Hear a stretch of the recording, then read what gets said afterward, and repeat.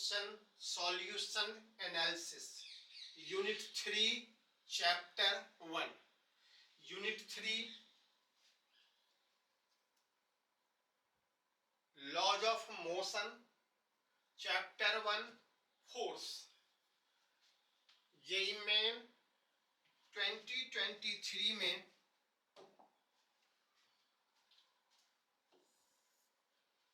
Unit 3 के chapter 1 force से 12 question पूछे गए। अभी हम लोग इसी 12 क्वेश्चन और उसके सॉल्यूशन का डिस्कशन करेंगे। यूनिट 3 से टोटल 31 क्वेश्चन पूछे गए थे 24 एग्जाम में।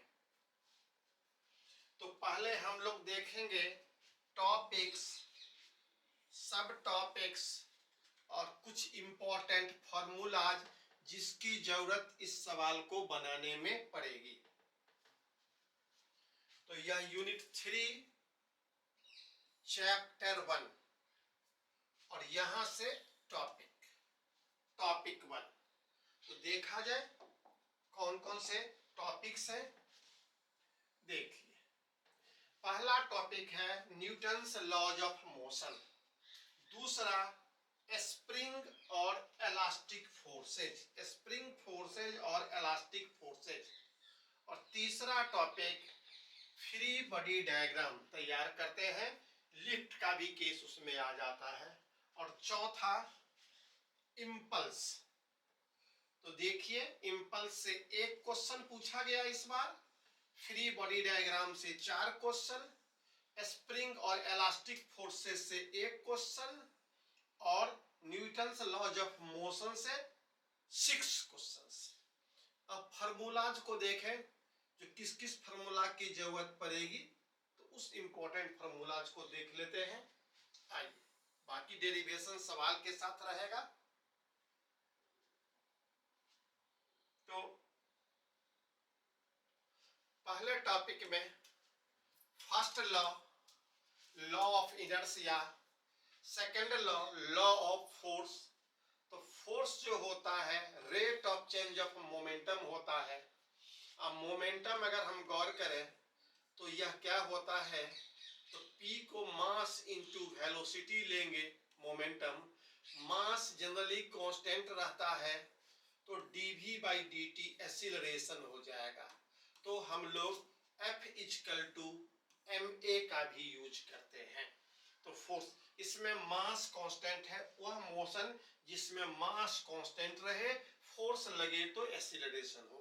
तो ये चीज थर्ड लॉ जो है वो बोलता है जो लॉ फोर्स जब भी क्रिएट होगा वो पेयर में क्रिएट होगा, इसे हम लोग ट्विंस लॉ कहते हैं। चलिए, तो ये छोटी छोटी बातें हैं। 3 क्वेश्चंस हमारे पास, 3 question change in momentum, rate of change in momentum पे है, और F इक्वल टू ma पे भी 3 क्वेश्चन है। तो 3 3 6 क्वेश्चन। स्प्रिंग फोर्स या इलास्टिक फोर्स। तो स्प्रिंग फोर्स या इलास्टिक फोर्स की बात करते हैं तो इस पे एक सवाल है, एक सवाल पूछा गया। अब फोर्स जो होता है स्प्रिंग का हो चाहे इलास्टिक हो, तो फोर्स प्रोपोर्शनल टू -x, और यहाँ पे हम लोग k एक कांस्टेंट लेते हैं, तो F इक्वल टू -kx, और स्केलर में F इक्वल टू kx के रूप में इसे हम लोग देखते हैं। अब हम लोग लिफ्ट की बात करते हैं। तो लिफ्ट में अगर बॉडी अप या डाउन जा रहा है कांस्टेंट स्पीड से, तो नॉर्मल रिएक्शन वेट के बराबर होता है, और लिफ्ट इंक्रीजिंग स्पीड से ऊपर जा रहा है, मतलब एक्सीलरेटेड मोशन है ऊपर की ओर, तो नॉर्मल रिएक्शन ज्यादा होता है वेट से, और अगर डाउन जा रहा है इंक्रीजिंग स्पीड, मतलब नीचे की तरफ एक्सीलरेटेड से जा रहा हो, तो वेट बड़ा होता है नॉर्मल रिएक्शन से। तो यह 3 केस हम लोग गौर करते हैं। इस पर भी फ्री बॉडी डायग्राम पे 3 क्वेश्चन है और लिफ्ट पे 1 क्वेश्चन है।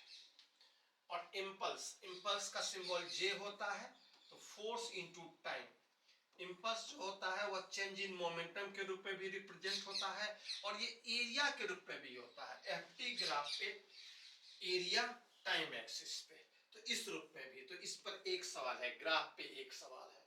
तो इस प्रकार से ये 12 क्वेश्चंस का हम लोग देखें जो किस प्रकार से है। अब हम लोग देखते हैं न्यूमेरिकल्स। तो न्यूमेरिकल्स देखते हैं। आइए, पहला क्वेश्चन, पहला क्वेश्चन कह रहा है, फिगर दिया हुआ है, मोमेंटम टाइम ग्राफ है। ये ग्राफ है मोमेंटम, पी और टाइम, पी वर्टिकल में, टाइम हॉरिजॉन्टल में।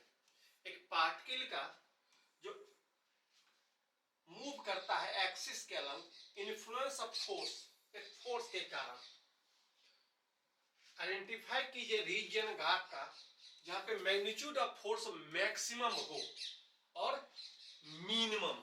मिनिमम किस रीजन में है और मैक्सिमम, ये आपको चूज करना है ऑप्शन। देखिए, तो एक बार फिगर का बना के देखें तो यहां देख लीजिए, ये मेरे पास मोमेंटम और क्या है, टाइम ग्राफ है। एक ग्राफ ऐसे गया, फिर हल्का स्लोप ये हुआ, फिर ये तीन पोर्शन है, ए बी सी, ए बी और सी। तो आपको बताना है, और यहाँ टाइम का भी एक रिलेशन दे दिया गया है, T3 माइनस T2। ये जो अंतर है, ये जो अंतर है, ये T1 इससे क्या है, ये बड़ा है। ये T1 जो है, यह जो है, यह ग्रेटर होता है इससे। ये जो टाइम इंटरवल है डेल्टा टी, समझिए, T3 माइनस T2 से।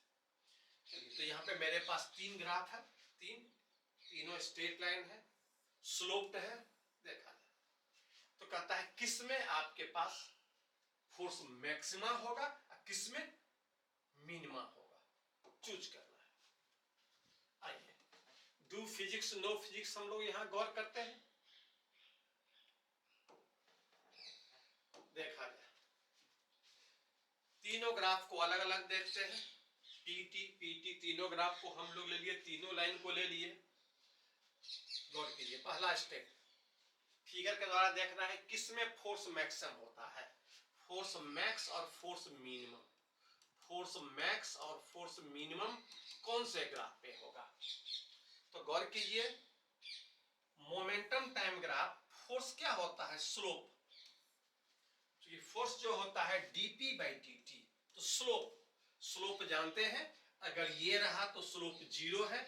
जितना ज्यादा ये एंगल बढ़ता जाएगा, स्लोप बढ़ता जाता है। बस गौर कीजिए, स्लोप, तो यही चीज है, स्लोप पे डिपेंड करता है। अब यहाँ पे स्लोप देखा जाए किसका ज्यादा है। अगर हम इस पर अगर चढ़ाई करें तो आपको ये स्लोप ज्यादा लग रहा है किसी बॉडी को ले जाने में, या ये स्लोप ज्यादा है।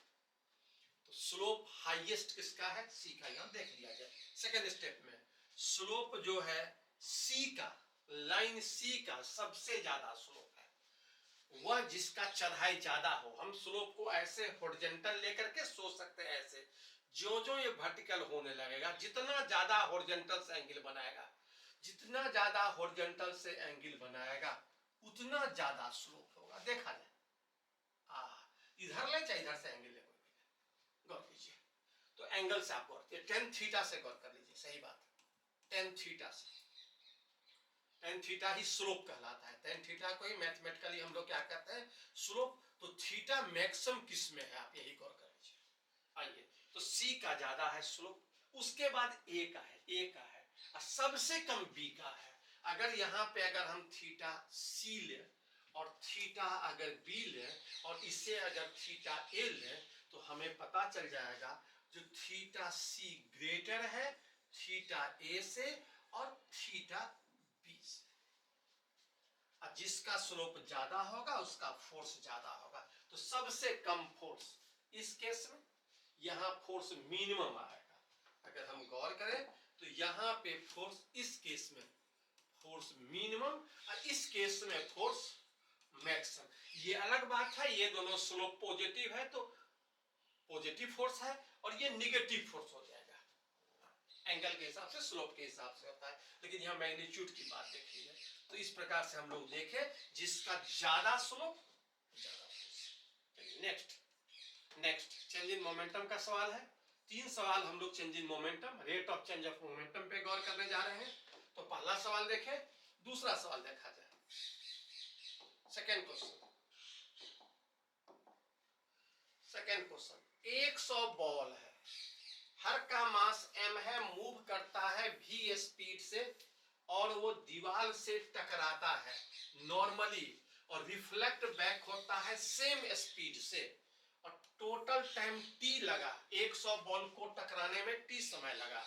तो total force exerted by ball on wall कितना होगा?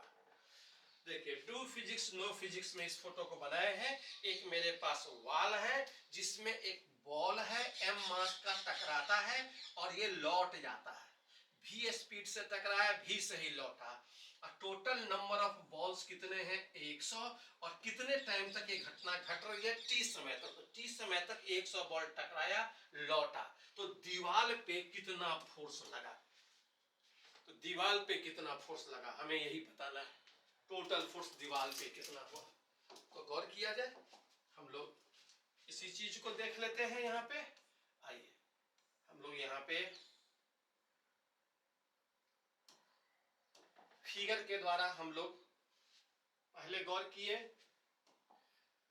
डू फिजिक्स नो फिजिक्स, उसके बाद स्टेप 1। तो फिगर के द्वारा हम लोग ये गौर किए जो क्या चीज हमें निकालना था। अब स्टेप 1 की बात कीजिए, force on ball by wall. पहले बॉल पे फोर्स गौर करेंगे, जो बॉल जाके टकराता है लौटता है, तो लौटा फोर्स के कारण ही। तो गौर कीजिए, फोर्स एट बॉल की बात करेंगे तो rate of change of momentum ball का हो जाएगा। एक बॉल तो नहीं गया, बहुत सारे बॉल गए, तो यहाँ चेंज इन मोमेंटम जो होगा वो डेल टी। तो ये नंबर ऑफ मोमेंटम हो जाएगा n हो जाएगा, n था तो n बाहर आ गया तो n बाई टी। तो नंबर पर सेकेंड हो गया, जो 100 है। अब टाइम t समय दिया हुआ है, pf माइनस p इनिशियल। अब फाइनल, अगर इधर की तरफ वेलोसिटी पॉजिटिव है तो ये नेगेटिव हो गया, तो फाइनल क्या हो जाएगा? Minus mv। और इनिशियल जो हो जाएगा वो क्या हो जाएगा? Plus mv। तो चेंज कितना हो गया? चेंज हो जाएगा यही चेंज, तो माइनस 2mv हो गया। और क्या? Minus 2mv।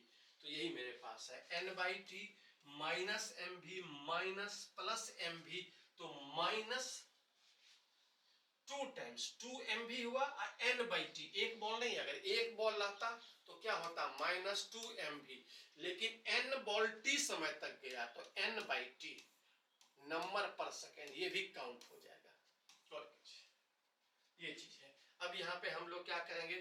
ठीक, अब उल्टी बात है, जब बॉल को इतना फोर्स लगा, इधर के तरफ लगा, माइनस लगा, वेलोसिटी के अपोजिट फोर्स लगा, तो दीवार को फोर्स इधर लगेगा। तो ये फोर्स लगा बॉल को और ये फोर्स क्या लगा? वॉल को। तो वॉल को फोर्स वेलोसिटी के डायरेक्शन में लगेगा, तो वॉल को ठीक उल्टा कर दीजिए। अब इसमें वैल्यू को पुट कर देते हैं, वैल्यू पुट कर दीजिए। क्या चीज है? देखा जाए, फोर्स एट वॉल आ गया 2 नंबर n कितना है? 100 mv, मास और v दिया हुआ था, t दिया हुआ था, तो 200 mv बाई t। तो सही ऑप्शन 2 आ गया। यहाँ मास, वेलोसिटी और टाइम नहीं दिया हुआ है, तो उसी के टर्म में एक क्वेश्चन आ गया। तो इस प्रकार से हम लोग दूसरा क्वेश्चन देखें rate of change of momentum पे। अब rate of change of momentum पे ये तीसरा क्वेश्चन है। ये थर्ड क्वेश्चन, एवरेज फोर्स जो है 125 न्यूटन लग रहा है मशीन गन पे, जब वो फायर करता है बुलेट्स, जो एक 10 ग्राम का है, स्पीड है 250 मीटर पर सेकेंड। तो बुलेट से, मशीन गन से बुलेट निकलता है, तो 10 ग्राम के बुलेट को 250 मीटर पर सेकेंड के स्पीड से निकल रहा है, तो एवरेज फोर्स लग रहा है 125 न्यूटन। तो आपको बताना है कितना नंबर ऑफ बुलेट पर सेकंड निकल रहा है मशीन गन से, नंबर ऑफ बुलेट्स कितना निकल रहा है पर सेकंड। देखिए, इस चीज को हम लोग यहाँ क्या किए, डू फिजिक्स नो फिजिक्स में फिगर के द्वारा इसे देखिए। डू फिजिक्स नो फिजिक्स में हम लोग ये बात गौर करते हैं, जो सवाल क्या कर रहा है वो फिगर के द्वारा देखते हैं। तो ये मेरे पास मशीन गन है, इस मशीन गन से बुलेट निकला, 10 ग्राम का बुलेट 250 मीटर पर सेकंड से, और एक बुलेट नहीं निकल रहा है, बहुत सारे बुलेट्स यहाँ से निकलते जा रहे हैं। तो नंबर ऑफ बुलेट्स बताना है कितना निकल रहा है, जबकि फोर्स लग रहा है गन पे कितना 125 न्यूटन। आइए पहला step, force on machine gun. जो मशीन गन पे फोर्स लगेगा वही फोर्स बुलेट पे लगेगा। ये क्या होगा, force rate of change of momentum होगा। एन नंबर ऑफ जा रहा है कैपिटल एन, तो हम लोग कह सकते हैं एन जो है पर सेकेंड है, ये एन जो होता है टोटल नंबर बाई टाइम। तो स्मॉल एम जनरली हम लोग नंबर पर सेकेंड लेते हैं, गौर कीजिए नंबर पर सेकेंड, और कैपिटल एन नंबर लेते हैं। तो एन बाई टी, तो एन बाई टी एम भी जिसका यूज किए थे अभी, एन स्मॉल एन एम भी इस रूप में, गौर कीजिए। अब सेकेंड में हम लोग क्या करेंगे, फॉर्मूला पुट कर देते हैं, फॉर्मूला पुट करते हैं, गौर कीजिए। तो फोर्स जो है मशीन गन पे कितना लग रहा है 125, तो अगर हम इधर से ले लें और एन निकालना हो तो एन आ जाएगा एफ जो मशीन गन पे लग रहा है बाई क्या हो जाएगा एम इंटू वी, यही चीज इसी को हमने यहाँ यूज किया है। N equal to force machine gun पे एम इंटू वी, 125 न्यूटन का फोर्स लग रहा है, मास 10 ग्राम का है बुलेट और स्पीड 250 है। सॉल्व करते हैं तो 25 250 मीटर पर सेकंड निकल रहा है, 50 बुलेट्स पर सेकंड फायर हो रहा है मशीन गन के द्वारा। तो ये नंबर ऑफ बुलेट्स पर सेकंड जो हो गया 50 नंबर पर सेकंड हो गया। 3 क्वेश्चन हो गए rate of change of momentum पे। अब हम लोग F equal to M A पे कुछ सवाल देख रहे हैं, 3 सवाल इस पे भी है। F equal to M A, आइए गौर करिए, force equal to mass into acceleration. यहां गौर करते हैं fourth question, 3 force F1 10 newton, F2 8 newton, F3 6 newton act करता है एक पार्टिकल पे, और पार्टिकल का मास कितना है 5 KG. 3 forces, force F2 F3 जो है वो परपेंडिकुलरली लग रहा है, जिससे कि पार्टिकल रेस्ट में है। If the force F1 is removed, अगर F1 को हटा दिया गया तो then the acceleration of the particle, acceleration क्या होगा। 3 फोर्सेस, अब इसको गौर कीजिए, स्टेप बाय स्टेप हम लोग इसमें गौर करते हैं, डू फिजिक्स नो फिजिक्स में। आइए इसी चीज को क्वेश्चन के साथ देखते हुए गौर कीजिए। पहले गौर किया जाए, एक फोर्स 10 न्यूटन का लग रहा है, मास कितना है 5 केजी, और जब ये दोनों फोर्स F2 और F3 म्यूचुअली परपेंडिकुलर लगता है तो यह रेस्ट में आ जाता है। इसका मतलब ये तीनों फोर्स का जोड़ क्या हो गया, 0 हो गया। इसका मतलब हो गया जो F1 plus F2 plus F3 vector form में F नेट क्या हो गया 0, चूंकि रेस्ट में है। तो क्वेश्चन है जो F1 को अगर आपने हटा दिया तो अब इस बॉडी का जो एक्सीलरेशन होगा सो कितना होगा, इस बॉडी का एक्सीलरेशन कितना होगा। तो जब तीनों का जोड़ जब 0 है तो यहां से ये कॉन्सेप्ट निकल जाएगा, जो F1 बराबर क्या हो जाएगा माइनस F2 प्लस F3, मतलब F2 और F3 का जो रिजल्टेंट होगा वो F1 के बराबर होगा। तो मैग्नीट्यूड में आपका F1 बराबर क्या हो गया F2 प्लस F3, तो जो रिजल्टेंट जो फोर्स F1 है वही रिजल्टेंट होगा F2 और 3 का। तो कोई ज्यादा बनाने की आवश्यकता नहीं बनेगी, हम दोनों में से दोनों कॉन्सेप्ट से बना सकते हैं, इसका रिजल्टेंट भी लेके देख सकते हैं या डायरेक्ट 10 से भी सोच सकते हैं। तो हम लोग यहाँ पे क्या किए, पहले स्टेप में गौर किया जाए। फर्स्ट स्टेप में रिकॉल कीजिए कॉन्सेप्ट फार्मूला, जब पार्टिकल रेस्ट में है तो नेट फोर्स 0 होता है, तो F नेट जब 0 होगा तो F1 plus F2 plus F3 equal to 0, मतलब F1 equal to minus F2 plus F3। Magnitude में बताया अभी, मैग्नीट्यूड में दोनों क्या होगा सेम होगा। तो अगर F2 F3 अगर है तो उतना ही प्रोड्यूस करेगा जितना F1 करेगा, तो हम डायरेक्ट अगर ए पूछा गया तो हम F/m ले लेंगे, क्योंकि F23 का जो रिजल्टेंट है, F23 का जो रिजल्टेंट है वो F1 के बराबर है, वो F1 के बराबर है। तो यहाँ पे ए जो था एक्चुअली F2 प्लस F3 का रिजल्टेंट है। अब बाई m होना चाहिए, ये 10 के बराबर है, तो 10/5 मास है 2 मीटर पर सेकंड स्क्वायर। ऑप्शन ए सही है। तो यहाँ इसी कॉन्सेप्ट को गौर करना है, जो इस दोनों के बराबर ये है रिजल्टेंट में। तो हम दोनों फोर्स, इस दोनों का रिजल्टेंट निकालें या इसका।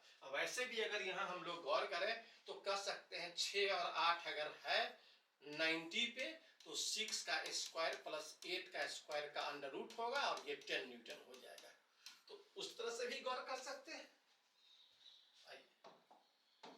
फोर्थ क्वेश्चन देखें, फिफ्थ क्वेश्चन देख रहे हैं F=ma पे, ये भी सवाल है। कॉन्सेप्ट गौर करना है किस प्रकार से। आइए फिफ्थ क्वेश्चन है, किसी इंस्टेंट पे वेलोसिटी 500 ग्राम मास का 2ti प्लस 3t² है मीटर पर सेकंड। फोर्स एक्ट करता है पार्टिकल पे t=1 सेकेंड में I प्लस xj, तो x क्या होगा देखा जाए। इस चीज को हम लोग यहां पे बनाए हैं। m मास है 500 ग्राम, v स्पीड से जा रहा है 2ti प्लस 3t²j। तो फोर्स निकालना है t=1 सेकेंड पे, जो दिया हुआ है I प्लस xj न्यूटन, तो x क्या होगा देखिए।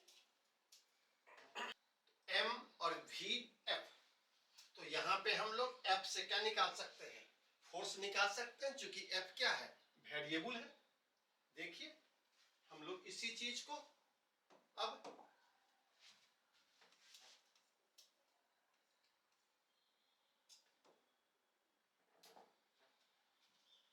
फोर्स का इक्वेशन कौन सा फॉर्मूला लगाएंगे, F क्या होता है ma, और a बराबर क्या होता है dv बाई क्या होता है dt। तो v को t के रिस्पेक्ट में डिफरेंशिएट कर देंगे और इससे क्या हो जाएगा, फोर्स निकल जाएगा m इंटू a। तो v बराबर क्या है 2ti plus 3t²j, m 2t, t dt by dt चला गया 3t²। तो यहाँ पे अगर हम d बाई dt अगर हम 2t का निकालते हैं तो 2 आ जाएगा, dt बाई dt क्या हो जाएगा, तो इसीलिए ये 2 आ गया और 3 इंटू 2 t पर पावर -2 - 1 तो 6t, तो 2i प्लस 6j हो गया मेरे पास क्या, तो एक्सीलरेशन, तो मास इंटू एक्सीलरेशन फोर्स आ गया। अब इसमें ये जो फोर्स का मेरे पास इक्वेशन आ गया कितना, f, ये टाइम के फंक्शन में आ गया m 2i प्लस 6tj। तो अलग अलग टाइम पे अलग अलग टाइम का वैल्यू डालेंगे, तो t का मान 1 डालेंगे, तो 0.5 मास का वैल्यू है 500 ग्राम, 2i 6 इंटू 1j, तो 2i प्लस 6j। यहाँ 0.5 जो है सो हाफ है, इसे हम लिख सकते हैं हाफ। तो 2 से 2 कटेगा, 2 से ये कटेगा, 2 से 2 कट गया तो 1 बचा, 2 से ये कटा तो 3 हुआ, i प्लस 3j। तो इसे कह सकते हैं i प्लस xj, तो x इक्वल टू कितना हो जाएगा 3 देखा जाए। तो इस तरह से हम लोग इस क्वेश्चन को गौर किए, वेलोसिटी से एक्सीलरेशन निकाले और एक्सीलरेशन से फोर्स। अब फोर्स में टाइम का इक्वेशन देख के पर्टिकुलर टाइम में फोर्स को हम लोग गौर किए। सिक्स्थ क्वेश्चन, F=ma पे ये लास्ट क्वेश्चन है, फिर हम लोग एप्लीकेशन में देखेंगे। सिक्स्थ क्वेश्चन, एक बॉडी जिसका मास 500 ग्राम है मूव करता है x के अलावा और वेलोसिटी वेरी करता है डिस्प्लेसमेंट के साथ। तो वेलोसिटी इसका मतलब x का फंक्शन है, vx को इक्वेशन आएगा जो x पर डिपेंड करता है। तो अकॉर्डिंग टू रिलेशन यहाँ दे दिया है, v इक्वल टू कितना है 10√x, 10√x है v। तो फोर्स कितना लग रहा है बॉडी देखिए फिगर के द्वारा गौर कीजिए, इसे फिगर के द्वारा देखा जाए, डू फिजिक्स नो फिजिक्स के द्वारा देख रहे हैं। मास 500 ग्राम है, भी जो है 10√x मीटर पर सेकेंड, तो फोर्स कितना लग रहा है, बस मास और वेलोसिटी दिया है, वेलोसिटी x पर डिपेंड कर रहा है, तो ऑटोमेटिकली इससे एक्सीलरेशन का वैल्यू निकल जाएगा। वेलोसिटी को डिफरेंशिएट करेंगे तो एक्सीलरेशन आ जाएगा, F equal to mass into acceleration. देखा जाए इसी चीज को यहां देखते हैं। स्टेप वन में हम लोग क्या करेंगे, force equal to mass into acceleration, और एक्सीलरेशन को dv बाई dt और vx का फंक्शन है, तो हम जानते हैं a जो होता है वह dv बाई dt होता है, लेकिन ये v अगर टाइम का रहे तो ऐसे निकाल लेंगे, लेकिन v अगर x का रहे तो हम लोग इसी चीज को dx बाई dx से अगर मल्टीप्लाई कर देते हैं तो आसानी से dx बाई dt भी हो जाता है और ये dv बाई dx हो जाता है। इसका मतलब v अगर x का फंक्शन है तो हम लोग इस इक्वेशन को लेंगे एक्सीलरेशन का, dv बाई dt नहीं लेंगे, ये लेंगे, तो हम लोग एक्सीलरेशन का इक्वेशन क्या लिए, v dv बाई dx। अब इसमें गौर किया जाए, acceleration v dv by dx, v के बदले में 10√x, यहाँ डिफरेंशिएट करेंगे इसको, ये डिफरेंशिएशन गौर कीजिए, तो 10√x तो बाहर आ गया, ये 10 भी यहाँ बाहर आ गया, x पावर हाफ है, हाफ बाहर आ गया, और 1 बाई क्या हो जाएगा, √x, ये √x चला गया, ये 2 से ये 5 हो गया, 5 इंटू 10 क्या हो गया, 50 मीटर पर सेकंड स्क्वायर। इसका मतलब एक्सीलरेशन इसका निकल गया जो कांस्टेंट हो गया 50 मीटर पर सेकंड स्क्वायर। अगर हम लोग इक्वेशन बनाते रहेंगे तो समझ जाते हैं, अगर v proportional to x power half होता है तो एक्सीलरेशन क्या हो जाता है, कांस्टेंट हो जाता है, और चूंकि एक्सीलरेशन कांस्टेंट हुआ तो फोर्स भी क्या हो जाएगा, कांस्टेंट हो जाएगा। कैसे, F equal to m into a, 0.5 into 50, 25 newton, तो 25 न्यूटन का फोर्स लग रहा है। तो इस प्रकार से वेलोसिटी दिया था इक्वेशन के रूप में x के फंक्शन में, तो हम लोगों ने क्या किया, इक्वेशन तैयार कर लिया, एक्सीलरेशन का फोर्स आ गया। अब हम लोग नेक्स्ट क्वेश्चन, ये इलास्टिक लिमिट का है, इलास्टिक लिमिट का। तो क्वेश्चन है 7th question, length of wire L1 है और L2 हो जाता है जब 100 न्यूटन और 120 न्यूटन का फोर्स लगता है। एक वायर पे 100 न्यूटन का फोर्स लगा तो L1 हो गया लेंथ, 120 न्यूटन का लगा तो L2 हो गया। तो बताइए अगर 10 L2 बराबर 11 L1 है तो नेचुरल लेंथ क्या होगा उस वायर का, और नेचुरल लेंथ भी दिया हुआ है 1 बाई x L1, तो x क्या होगा, x क्या होगा। आइए यहां गौर कीजिए, इसमें हम लोग देखते हैं डू फिजिक्स नो फिजिक्स में क्या, शुरू में लेंथ हमने माना L0 है, 100 न्यूटन अगर फोर्स लगता है तो एक्चुअली इसमें टेंशन भी उतना ही क्रिएट होगा, 100 न्यूटन ही क्रिएट होगा, इक्वल एंड अपोजिट होता है। तो 100 न्यूटन जब टेंशन क्रिएट होता है तो L1 माइनस L0, ये L1 लेंथ हो गया, तो एक्चुअली यह एक्सटेंशन हो गया, यह क्या हो गया, एक्सटेंशन। और L2 लेंथ हो गया 120 न्यूटन पे, तो समझ लिए इस पे टेंशन भी कितना हो गया, 120 न्यूटन, और ये मेरा एक्सटेंशन हो गया x2। तो यहाँ पे दिया गया 100 न्यूटन लगा तो L1 हो गया, 120 न्यूटन लगा तो क्या हो गया, L2 हो गया, तो यहाँ एक्सटेंशन हम लोग निकाल लिए। आइए, और ये रिलेशन दिया हुआ है 10 L2 बराबर 11 L1, तो L0 जो होगा 1 बाई x L1, तो x कितना होगा, तो यही चीज है। आइए इसी चीज को हम लोग फॉर्मूला के द्वारा यहाँ देख लेते हैं जो किस प्रकार से ये निकल रहा है। आइए पहले यहां देख लेते हैं, पहले फॉर्मूला देखा जाए। स्टेप वन कहता है इलास्टिक फोर्स के लिए F इलास्टिक होता है K इंटू S इलोंगेशन, जितना से वो बढ़ जाता है, और इलोंगेशन जो होता है X final minus X initial. तो पहले केस में, ये फर्स्ट केस लिया है, पहले केस में क्या हुआ था, 100 न्यूटन लग रहा था, 100, F equal to K constant है, L1 माइनस L0, कितना एक्सटेंशन हो गया, यही हो गया एक्सटेंशन, इतना से बढ़ गया L1 minus L0। Second force अगर लगा, 120 न्यूटन का अगर फोर्स लगता है तो L2 माइनस L0 हुआ, L2 माइनस L0, ये एक्सटेंशन हुआ, तो F इक्वल टू KX। तो अगर इसे X1 लेते हैं, इसे फोर्स F1 लेते हैं, इसे फोर्स F2 लेते हैं, इसे X2 लेते हैं, तो F इक्वल टू, ये कहने का मतलब हुआ F1 इक्वल टू KX1 और F2 इक्वल टू KX2, एक कॉन्सेप्ट हुआ। दोनों का रेशियो ले ले, 100/120 इक्वल टू दिस, कट गया। अब इसी को लेकर के सॉल्व कर दे और वैल्यू पुट कर दे। आइए देखिए, रेशियो ले लिए, अब उसके बाद हम लोग सॉल्व कर देते हैं।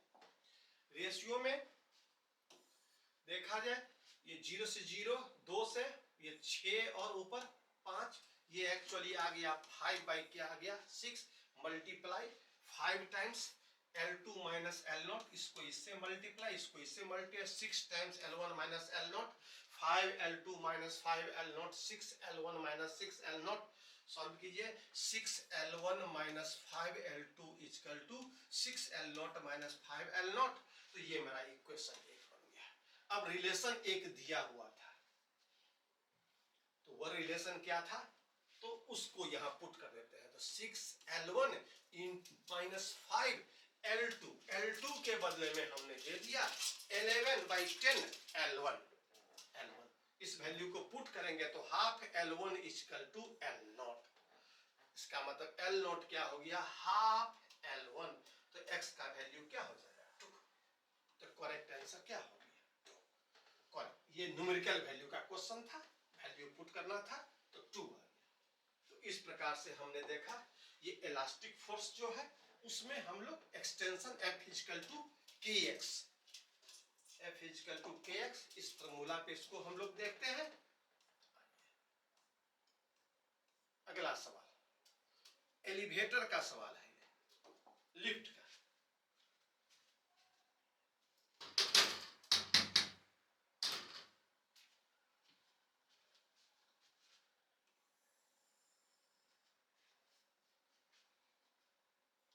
आइए, 8th सवाल जो लिफ्ट के केस का है, 2 स्टेटमेंट दिया हुआ है, एक एलिवेटर ऊपर और नीचे जा रहा है कांस्टेंट स्पीड से, जब वेट बैलेंस होता है टेंशन के द्वारा, एलिवेटर अगर ऊपर और नीचे जा रहा है यूनिफॉर्म स्पीड से, तो वेट टेंशन के बराबर होता है, सीधी सी बात है, गौर कीजिए। अगर लिफ्ट ऊपर जाए चाहे नीचे जाए, किससे भी कांस्टेंट से, तो ऊपर अगर टेंशन T लगता है, नीचे अगर वेट mg लगता है, इसे वेट कहते हैं, तो T इक्वल टू वेट होगा, क्योंकि न ऊपर का फोर्स ज्यादा न नीचे का, नेट फोर्स क्या हो गया 0, तो F नेट इक्वल टू 0, तो T इक्वल टू mg। तो स्टेटमेंट क्या है, ये ट्रू है, ट्रू है। Force exerted by the floor on elevator on the foot of a man standing on it, एक आदमी अगर खड़ा है एलिवेटर में, तो उसके पैर पे जो फोर्स लगता है वो ज्यादा होगा उसके वेट के, जब एलिवेटर जा रहा है नीचे इंक्रीजिंग स्पीड से। तो गौर कीजिए, क्वेश्चन कह रहा है एक एलिवेटर है जिसमें एक आदमी खड़ा है, और ये एलिवेटर नीचे जा रहा है इंक्रीजिंग स्पीड, मतलब एक्सीलरेशन से, एक्सीलरेशन से, तो ऊपर जो n लगता है 100 और नीचे क्या लगता है वेट, तो n ग्रेटर होगा वेट से, ये क्वेश्चन है। नहीं, नीचे एक्सीलरेशन है, इसका मतलब नेट फोर्स नीचे लग रहा है, इसका मतलब वेट बड़ा होगा n से, जब वेट बड़ा होगा n से, तभी हम कह सकते हैं जो वेट माइनस n बराबर मास इंटू एक्सीलरेशन, न्यूटन्स का लॉ अप्लाई होगा। इसीलिए ये क्या हो गया, ये फॉल्स हो गया, ये फॉल्स हो गया, ये गलत हो गया। आइए, तो इस प्रकार से हम लोग देखें, तो स्टेटमेंट 1 ट्रू, स्टेटमेंट 2 क्या हो गया फॉल्स। अब इसी चीज को हम लोग गौर करेंगे, जो हम लोग कैसे इसको बनाए हुए हैं। आइए देखिए कैसे होगा।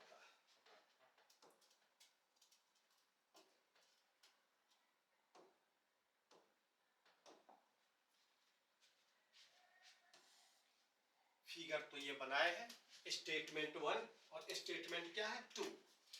टेंशन और नीचे वेट कांस्टेंट स्पीड से है तो टेंशन वेट के बराबर है, बात सही है। चूंकि यहाँ पे एफ नेट क्या लग रहा है 0, चूंकि एक्सीलरेशन क्या है 0, तो इसीलिए टी इक्वल टू वेट, ये सही है, ट्रू हो गया, यह ट्रू हो गया।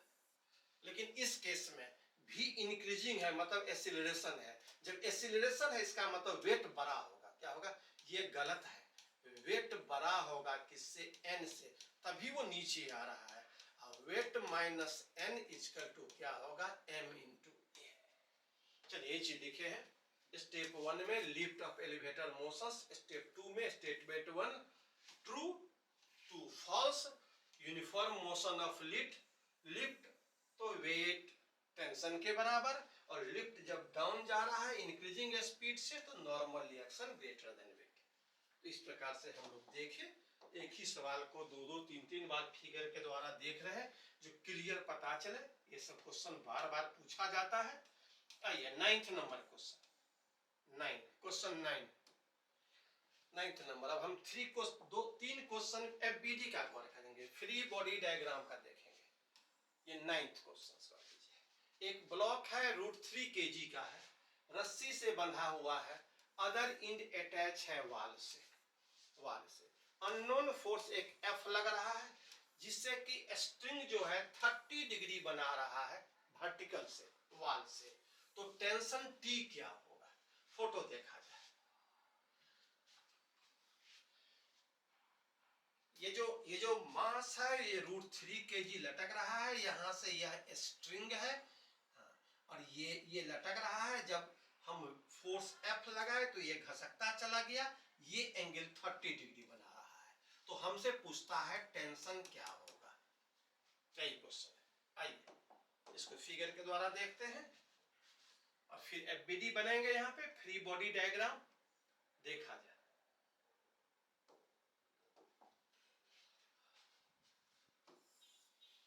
ये टेंशन टी लग रहा है, इधर थीटा एंगल, यही जब आगे बढ़ रहा था तो यहाँ ये थीटा बनाता था, तो हमने यही थीटा यहाँ दिया। तो टी का कंपोनेंट टी कॉस थीटा हुआ, टी साइन थीटा। तो टी कॉस थीटा किसको बैलेंस करेगा, mg को। ये जो फोर्स लग रहा है वो टी साइन थीटा को बैलेंस करेगा। तो यहाँ 2 इक्वेशन बन जाएगा, क्या बन जाएगा, T cos theta equal to mg और T sine theta equal to क्या हो जाएगा, फोर्स। लेकिन अभी हम लोग गौर करें, हमें सिर्फ टी निकालना है। तो स्टेप 1 गौर कीजिए, recall concept and formula, free body diagram, F net equal to M A. हम लोग वर्टिकल में सिर्फ लेते हैं, तो टी कॉस थीटा कितना हो जाएगा, mg। तो टी बराबर क्या हो जाएगा, mg बाई कॉस थीटा हो गया। आगे एक बार में आंसर आ गया। टी इक्वल टू m मतलब √3, g मतलब 10 और cos 30 √3/2, √3 गया ऊपर 2 गया, 10 इंटू 2 बराबर 20 न्यूटन। ऑप्शन क्या है, 1। तो इस प्रकार से हमने सिर्फ वर्टिकल फोर्स देखा, वर्टिकल इक्विलिब्रियम, हॉरिजॉन्टल इक्विलिब्रियम की यहाँ जरूरत नहीं थी। चलिए अगला क्वेश्चन नेक्स्ट, ये भी फ्री बॉडी डायग्राम पे सवाल है, देखा जाए क्या कहता है। यह क्वेश्चन कह रहा है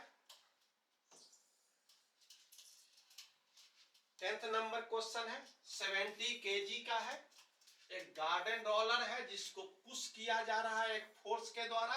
अब फोर्स कितना है, 200 न्यूटन है, कितना एंगल पे, 30 डिग्री पे हॉरिजॉन्टल से। तो नॉर्मल रिएक्शन कितना लगेगा रोलर पे, नॉर्मल देखा जाए। यही रोलर है, ये रोलर है, इसको ये फोर्स दिया जा रहा है, ये फोर्स लग रहा है कितना पे, 30 डिग्री पे। तो हमें बताना है नॉर्मल रिएक्शन क्या होगा, जी का वैल्यू दिया हुआ है, गौर कीजिए। तो हम लोग इसी चीज को यहां गौर करते हैं।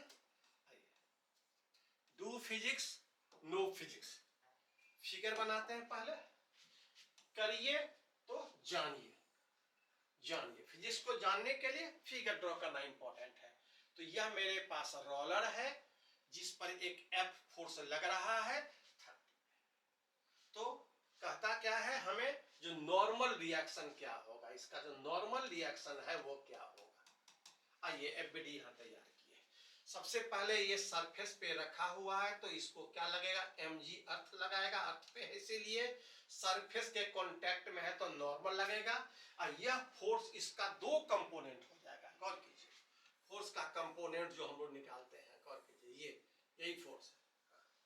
तो जब किसी फोर्स को हम लोग गौर करेंगे, ये फोर्स जब ऐसे लग रहा था तो इसका कंपोनेंट कैसे होगा, आप इसे पैरेललोग्राम तैयार कर दीजिए, पता चल जाएगा कैसे होगा। हाँ, तो एक हॉरिजॉन्टल हुआ तो हॉरिजॉन्टल से ये आगे की ओर जाएगा, और एक वर्टिकल लगेगा, एक वर्टिकल लगेगा। फोर्स का दो कंपोनेंट, तो वर्टिकल F sin थीटा हुआ, हॉरिजॉन्टल इसका क्या हो जाएगा, F cos 30।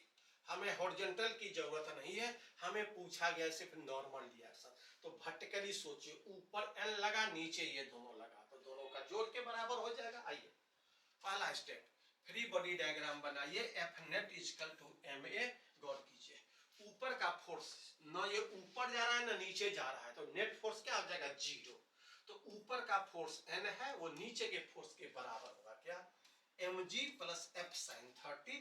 m मतलब 70 into 10, F 200 into sine 30 half, 700 plus 100 800। हमें एक्सीलरेशन नहीं पूछ रहा था, अगर एक्सीलरेशन पूछता तो कुछ और सोचते, तब हम F cos थीटा सोचते। यहाँ पूछा नॉर्मल रिएक्शन, तो ये बॉडी का वर्टिकल इक्विलिब्रियम में है, हॉरिजॉन्टल मूव कर, लेकिन वर्टिकल इक्विलिब्रियम है। तो हम लोग इस तरह से इसको देखें, एफबीडी तैयार करके। तीसरा क्वेश्चन एफबीडी का third question, double inclined plane है और एक बॉडी उस पर रखा हुआ है, डबल इंक्लाइंड प्लेन पे। देखिए क्या कह रहा है, 11 number question. As per given figure, weightless pulley है, पुल्ली ये वेटलेस है, अटैच है डबल इंक्लाइंड फ्रिक्शनलेस सरफेस से। तो टेंशन क्या होगा स्ट्रिंग में, देखा जाए, ये 4 kg का बॉडी लटक रहा है एक तरफ, और एक तरफ पुलिस से 1 kg का बॉडी लटक रहा है। एक तरफ का एंगल 60 डिग्री है 4 kg के तरफ का, और 1 kg के तरफ का जो है 30 डिग्री है। तो हमें क्वेश्चन पूछ रहा है टेंशन क्या होगा, ये ऑप्शन चुनना है।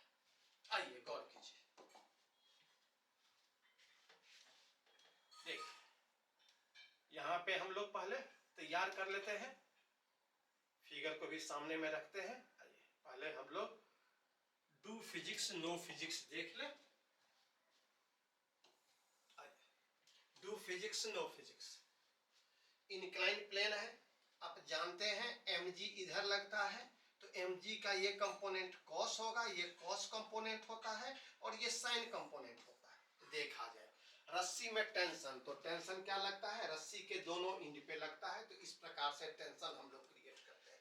तो दोनों में टेंशन देखेंगे, और mg का कंपोनेंट डाउनवर्ड लगता है, तो mg, m कितना है 4 kg है, तो 4g साइन 60, ये 1g साइन 30।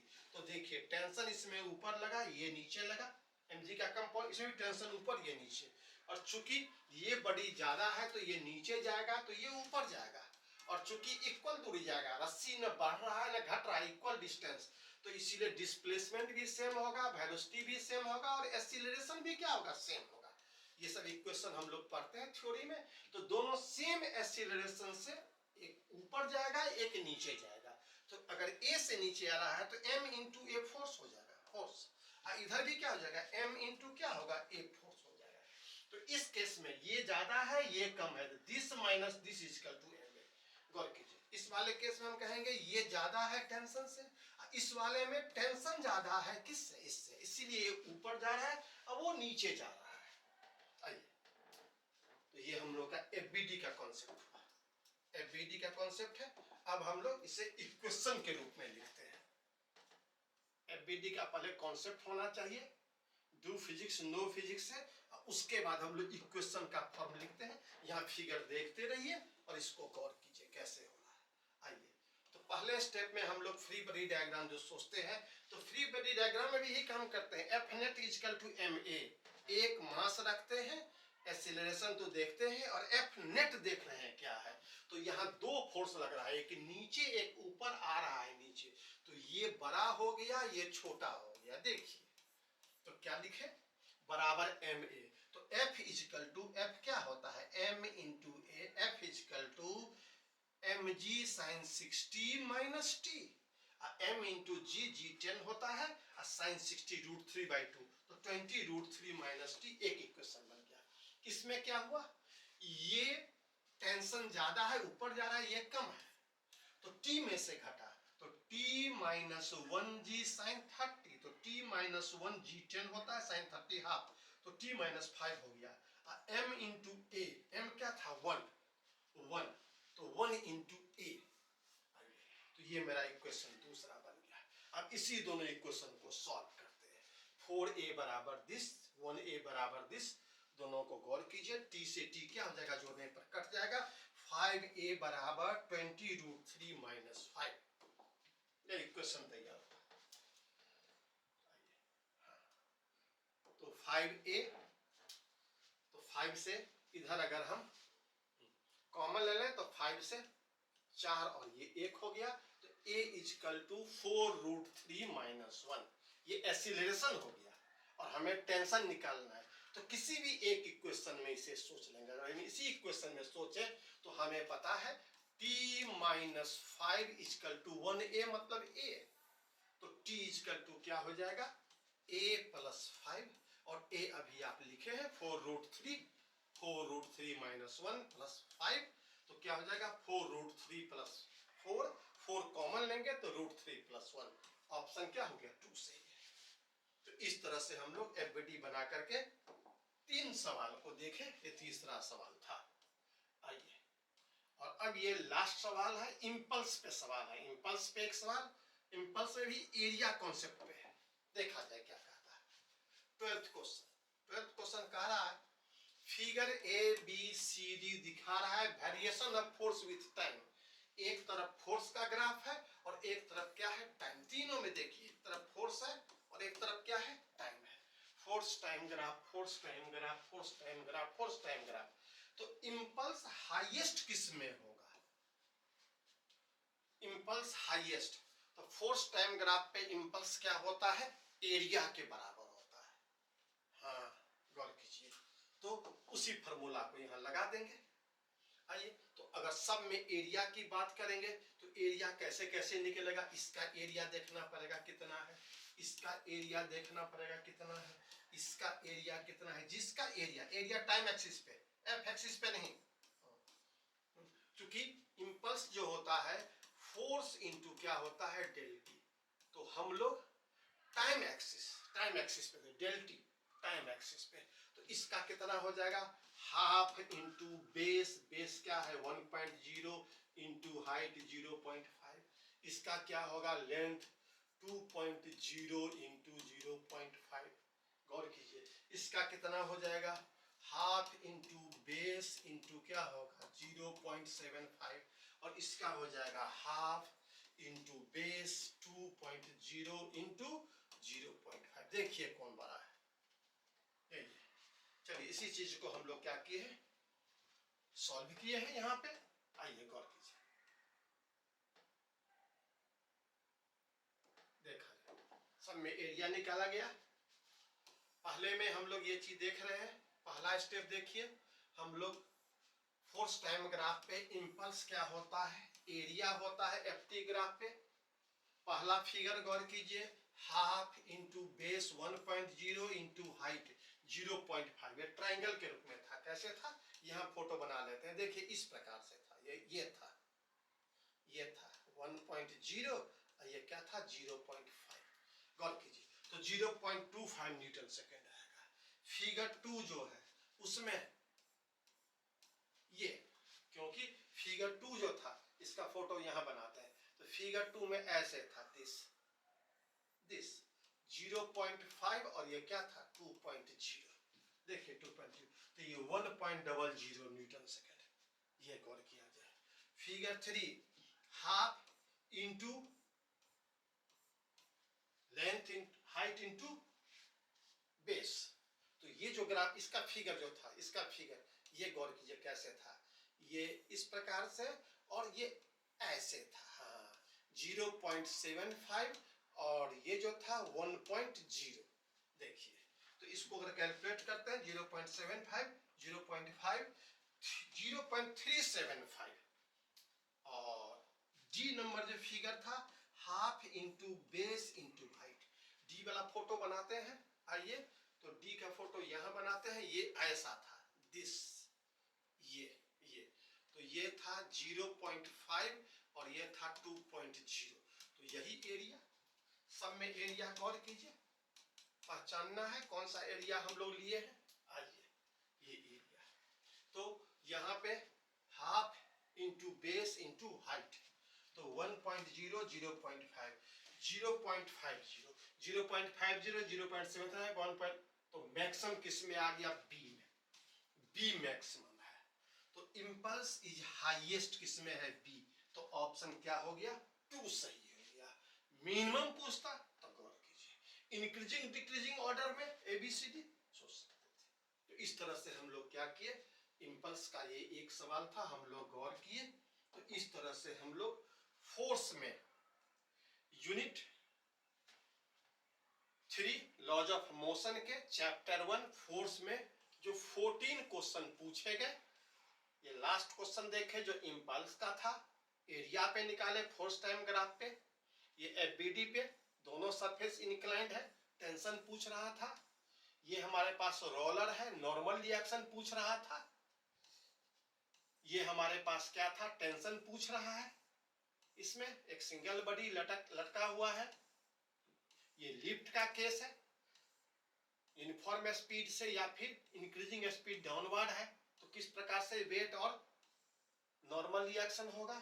ये इलास्टिक प्रॉपर्टी पे है, एक्सटेंशन फोर्स लगा, एक्सटेंशन हुआ, तो इनिशियल लेंथ पूछा जा रहा था। आइए ये हमारे पास बॉडी है और उसका क्या है, वेलोसिटी दिया है, उसका इक्वेशन, तो हमें फोर्स बताना था। वेलोसिटी x का फंक्शन था, यहाँ पे वेलोसिटी दिया हुआ है, फोर्स निकालना है, वेलोसिटी वेरिएबल था, तो हम लोग डिफरेंशिएट करके एक्सीलरेशन निकाल दिए, इससे फोर्स निकल गया।